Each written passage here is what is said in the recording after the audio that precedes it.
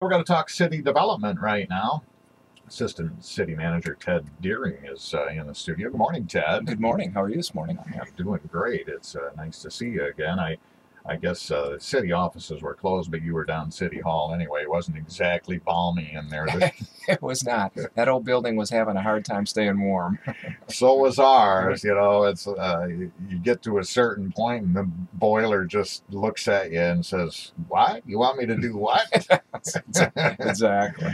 Much better today, I think, because the winds have died down, which is kind of a good thing. You know, we have a lot of vulnerable people in the community and pets too, and you know, there's been a lot of great efforts. A lot of people stepped up to try and help out, and the city has made sure that we have places to go. You know, in fact, you could go down and sack out in the new police station, I believe, in the lobby absolutely. there. Yeah. Yeah, so that was a good thing. So we did all of that. I was thinking about the Heritage Tower and those workers down there. I mean, did they even get anything done when it's like 30 below wind chill? Well, that doesn't help. There's no doubt about it. But they've been steadily progressing on the project. They do have some temporary heat in the building. They have a fairly interesting contraption kind of on the first level that feeds heat to multiple stories, and of course they've got lots of portable heaters on individual floors too. And they're moving right along. They're getting ready to they're almost to the point where they'll probably start hanging some drywall in some units here fairly soon. So they're going to need heat to get that work done. And it's not exactly what you and I would call warm in there, but warm enough to keep the work going. Well, we're going to turn the corner on that for at least a few days and maybe get up to 50 by Monday. So they maybe take advantage of that on Monday. But what are they doing right now in Heritage Tower? Well, there's a couple things going on. Really two milestones for the project.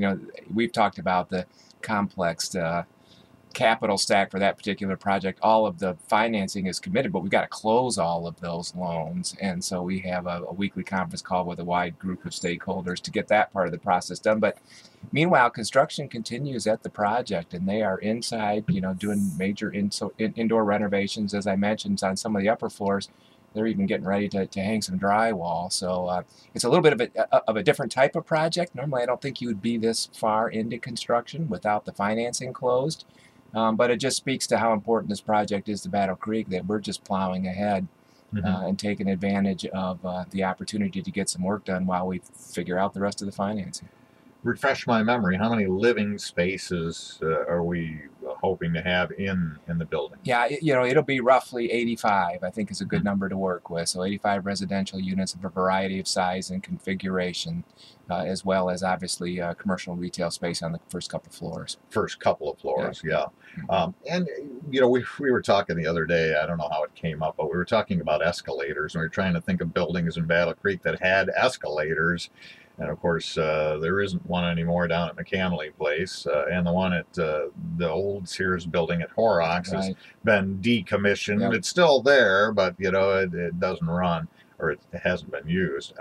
Is there's still one in Heritage Tower? Yeah, there's still two in Heritage Tower. Obviously, unfortunately, those will not be restored and used as escalators. That will be more of a kind of a decorative presence up and down the main set of stairways that take you to the second floor.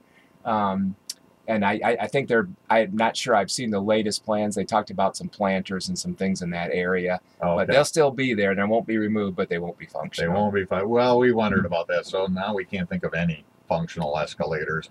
A guy sent me a video, though, of one in a Walmart in Canada where he was listening to us online. And it's kind of a weird sort of flat angled ramp sort of escalator thing now, sort of like the things you see at the airport. Oh, huh. So there's not steps. It's just a different new technology deal. So, interesting. Yeah, I don't think we'll see the old style anymore. Yeah. John Hart now also joins us from downtown. Good morning, John. Thank you. Good to see you again. We were talking a little bit about Heritage Tower, and Ted gave us an update on what's being done there and that sort of thing. What's the goal? Is there a date where we're kind of hoping maybe we can start marketing this thing and actually have people thinking about moving in? Yeah, I'm sure that they're anxious to actually get a unit completed so that they can market, so you can physically see what the product is going to look like. They've talked a lot, we've talked a lot on this particular program, I think, about how important it is to be ready for the spring leasing market, and I think that they're still targeting that. I think the bigger question will be, can they get some of the space down on the lower levels completed in order to allow folks to lease upper level apartments, because as we've talked about in the past, they're starting from the top and working their way down. Oh, so okay. We'll see what happens. Yeah, that'll be great to see. Along with another project too is the hotel, where we want to also get some units in there, and it's supposed to be taken over by a Hilton company. Where are we at with that? That seems to be moving along slowly. Yeah, it is. I think we would describe that project as slow but steady progress. I did have a chance to tour the property with the local GM a few weeks back, and just look at some of the renovations that have been completed and are currently underway, and they're making progress. But they've got a lot of work to do in the lobby area to meet Hilton standards, and I don't think any of that work is likely going to start until after they get through what is a fairly busy early spring season for them in terms of activity. For example, the Michigan municipal executives are hosting their conference there. We'll be there all of next week. And so they've got to wait until some of that's done before they can really dig into some of the major renovation on the first floor. But they're progressing, but we're not quite there yet. Well, who officially owns it and runs it right now? The same company that's owned it for the past several years still owns the property. They've changed management companies recently, so there's a new group in running the hotel, but the same ownership group is trying to work towards this goal of landing that Hilton flag. And we thought there was a Big B supposed to go in there last year. What happened with that? Yeah, John could speak to that. That's a work in progress also. And where they're at right now is there is work to be done by the plaza owner, and there's work to be done by the owner of Big B's. And so they're working out the cost share on those particular pieces. We suspect that those documents will all be signed in the coming week. It's under negotiations right now. We're watching information go back and forth between the two parties, and as soon as that contract is signed, then they suspect it'll be 90 days. So we're hoping within a week or two of now, and then 90 days from there, and then the Big B's will open, and we're really excited about that. We were down there, a week and a half or so ago, and the Cantley Place, I got to tell you, it looked pretty rough. There were pallets all over the place. There were unmopped floors. There were runner carpets all over the place that badly needed to be cleaned. Empty vending machines. It was cold. Handles to exit doors were falling off. What's behind all that? Is nobody maintaining it, or is it in transition? What's the deal?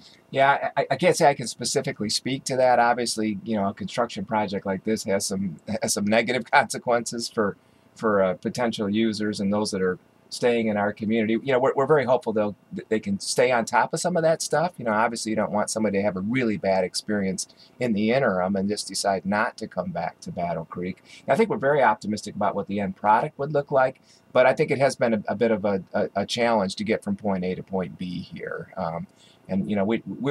We stay in their ear as much as we possibly can. We have a limited amount of control over the project, but locally we're invested in it. So we're just trying to do everything we can to help them, move the project forward and make sure that folks have good experience in the meantime.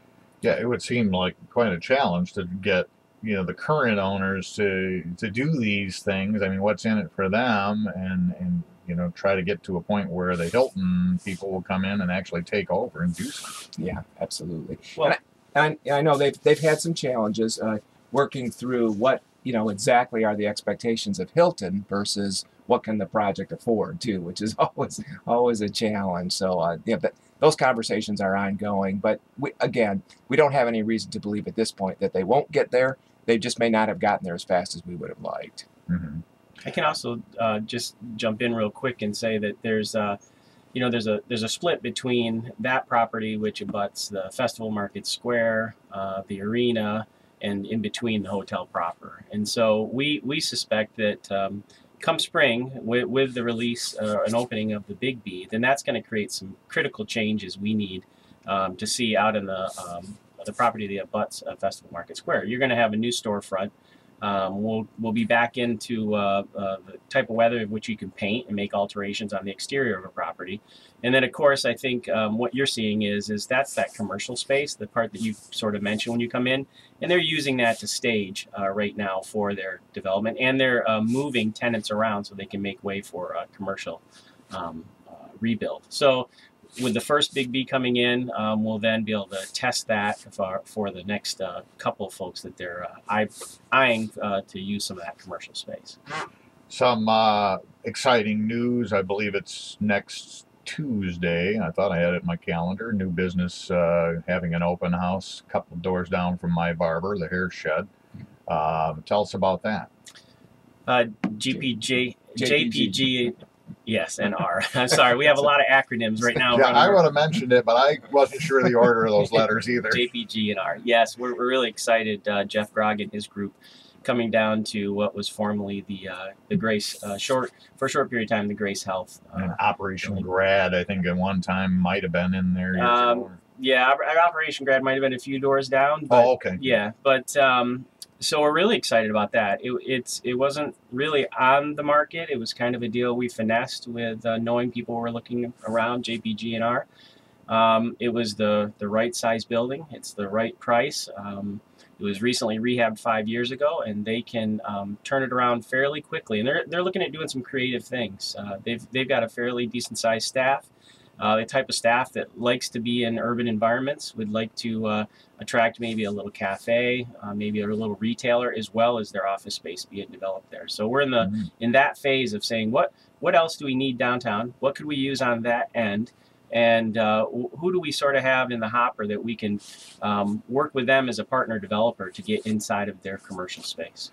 Yeah, and they have like kind of a snack food or a food company, but they're also kind of helping other companies get started. That's kind of their new business. Yeah, JPG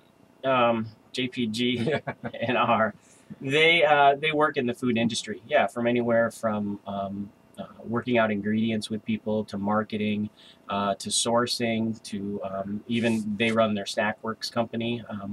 Also out of that office, and then they're also doing this new K-Cup that they've developed on a level with a sidebar company. So they do a lot of things working around the food industry.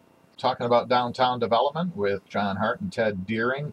Gotta ask you guys, have you had any conversations with the guys over at Horrocks at all? I mean, there's been a lot in the press.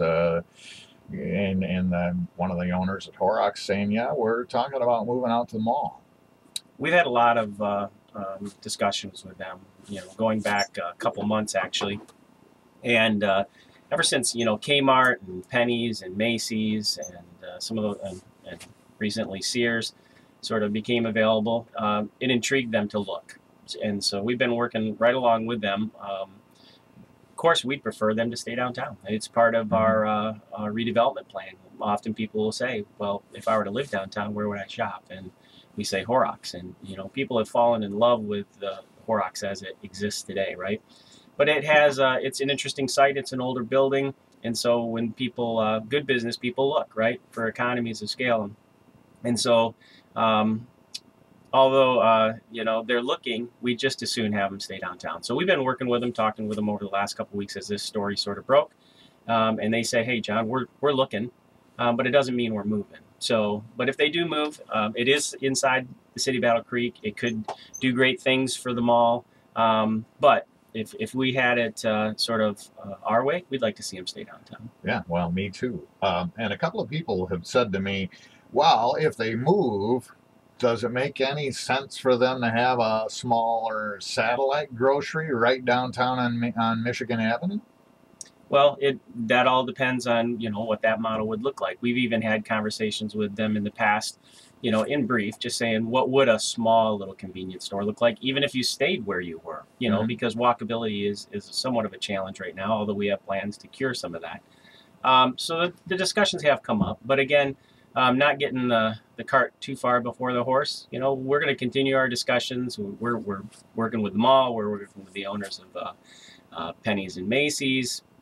We'll soon figure out here what's going on with Sears, and we're just going to have to let the market do what the market does, but also interject when we can to try to fulfill a plan that we have. So we'll just keep an open mind, keep an open playbook, and try to keep communication open with them, and try to get the best at the end of the day for both the community and for Horrocks. So what's the most exciting thing you're working on right now that you're not supposed to tell us about?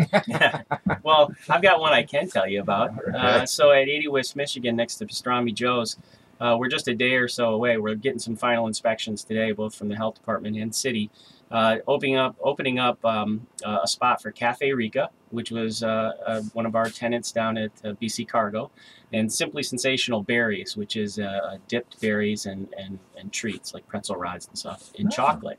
And that will open up in what we call the kitchen, and that is our retail service kitchen incubator downtown. And what we'll do is we'll cycle through tenants. We'll incubate them at BC Cargo and through other means throughout the city, helping them start their small business, move them into the incubator. They'll have a year there, shared time, 2 tenants. One will primarily be all day long, and the other will be making product and having the other person sell it. At least that's the model today. A year from now, then we'll move them into other bricks and mortars, just like JPG&R. As they develop their property, they'll have a small little retail space available. We can move someone right into that space. Yeah, I love the cargo area, and it's a great idea, and I can't wait for summer when we go back down there again. You know, it's not exactly the best place this last week to go and do shopping, but but that wasn't what it was designed for. For. Hence the kitchen. Now you can come to the kitchen. Within a week's time, you can come down and sample Cafe Rica and Simply Sensational Berries. And almost across the street, kitty corner, the Schrank's building, that's going to be coming down now. Will that just be a park, or will it just be grass? Well, no, I mean, BCU owns the property. They are going to remove the building, but they're aggressively marketing it for redevelopment. And they have talked to a couple of developers. We'll see what comes together, but it is definitely the plan to see that as an infill site, a development opportunity in the downtown. Yeah, and a lot of people will say, well, what happened? What happened to the Schrank's building? Yeah, I think just a lot of neglected maintenance over a long period of time. I've heard some folks talk about, and I can't speak to this directly, about what happened when the building that used to be next to Schrank's was demoed, where we tend to refer to as Horse Park, right? That might have had some consequences for the existing building. So I know when BCU takes down the Schrank's building, they're going to be extremely careful and diligent about what impact that has on surrounding properties. But it's an unfortunate set of circumstances where, at this point, demolition seems to make sense. And then we'll look to work with a developer who will do an infill product that's consistent with the character of the downtown. I had heard maybe a year and a half ago that building was just too much damage. It was too far gone, and that wasn't going to be one we were going to be able to save. So that's true. Came as no surprise to some people. And back, the previous owners had sold it on a land contract, and then the people that bought it, the timing was bad with the economy. I think it was 2007, and things were very tough right then, and they couldn't make a go of it.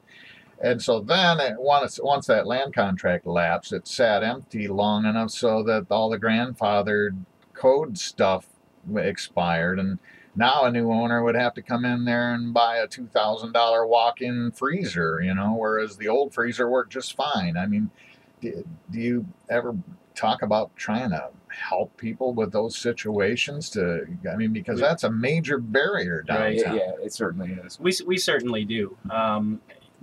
I also have to mention that building is relatively gutted inside. So the equipment that used to be there is no longer there and hasn't been there for some time. So that not only would some of that, what they call grandfathering, be lost, but also you would have to start from scratch because there's nothing really there. Sure, but just as an example, if they had been able to get a new owner in there without having to put all that expense to get it up to code, it might the building would have been better taken care of. It might still be here. We might not be tearing it down. It could be a viable business. So that's true. We so what we're doing now is we're working through some of those code issues. We have a business briefing meeting that we bring folks to. We're also identifying, my staff as well, district by district, trying to identify restaurants and buildings that would be good for certain type of development, things that would lower the barrier to entry. So when you think about opening a business, some of that is property oriented, right? It's not, first you need to work on a good, strong business, but then you have to work on a good, strong location. And when you work on that location, you need to find a building that's properly suited for you. If you only need 2,000 square feet, you don't buy 10. If you only have a $100,000 budget, you don't buy a dollar building that you got to put 1.5 million in, right? So we have to right size everything from the business to the space. And so our staff, small business development, economic development fund staff, we're trying to help and assist and do that. And we probably have 3 or 4 restaurants even before the release of this RFP from BCU that are trying to find restaurants, and we're actively looking and trying to find the right building and even testing the model. So, for instance, when we built the kitchen, we've figured out what a $60,000 budget will build you for a kitchen. And in helping another individual in town get some bids, competitive bids for a hood, we figured out the science behind a hood. What does a hood cost? $25,000, $28,000. Can you get used components? And so we're figuring that out as we go, and we're using that information to help small businesses get in the right places. So between working and finessing the code with building inspections, between finding the right property, and then actually watching projects build out so you understand the cost of doing the business, we like to think that sort of work is helping us advance other people as they think about these ideas. But you guys keep at it. We've got New Holland and the Record Box coming along here before you know it, and you know, we just have nowhere to go but up. And I appreciate all the work that you're doing downtown. And John, Ted, thanks for being with us. Thank you. Thank you.